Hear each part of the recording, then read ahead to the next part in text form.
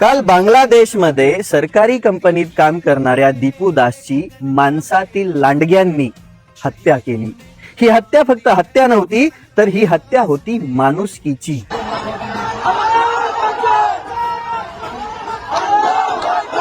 यांनी बघा त्याला आधी खूप भयान लेवलवरती मारहाण केली. तो अर्धमेल्या अवस्थेत असताना त्याला झाडाला लटकवलं, त्याच्यावरती पेट्रोल टाकून त्याला जाळलं. त्याच्यानंतर पण ही लोक थांबली नाहीत.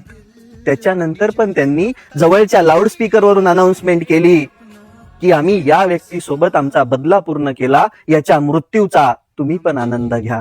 हे माणसातले लांडगेच म्हणायचे ना. इस्लाम हेच शिकवतो का? हेच शिकवतो का? माझी त्या प्रत्येक मुस्लिम बांधवाला विनंती आहे, या प्रकरणावरती तुम्ही आवाज उठवा, कारण की जवळचे बोलतील तेव्हाच लोक सुधरतील. अरे एवढ्या क्रूर कर्माने. आणि हे तेवढ्या थांबले नाहीत. त्याचा मृत्यू झाल्यानंतर त्याला जाळल्यानंतर ते 2 तास त्या प्रेताची धिंड काढत होते. एवढी क्रूरता. हे माणसं थोडीच आहेत, हे माणसाच्या रूपातील लांडगे येत. हे लांडगे येत. आणि हा बांगलादेश, ज्या बांगलादेशला स्वतंत्र करण्यासाठी 3871 भारतीय जवानांनी आपला जीव दिला, तोच बांग्लादेश आता भारताच्या 7 राज्यांना वेगळं करायला निघालाय. ভারতকে স্পষ্ট ভাষায় বলতে চাই, যারা আমার দেশের সার্বভৌমত্বকে বিশ্বাস করে না,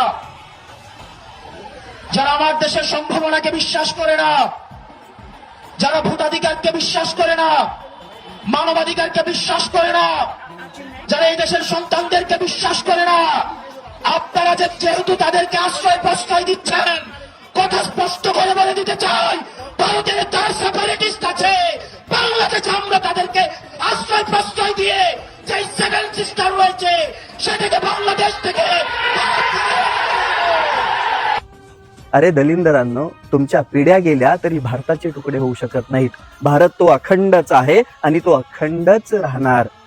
तुम्ही कितीही गरळ ओकल्या, तुम्ही कितीही असे कृत्य केले, तरी हा भारत देश तेवढ्याच खंबीरपणे, तेवढ्याच लीनतेने स्वतःची एकसंगता टिकवणार.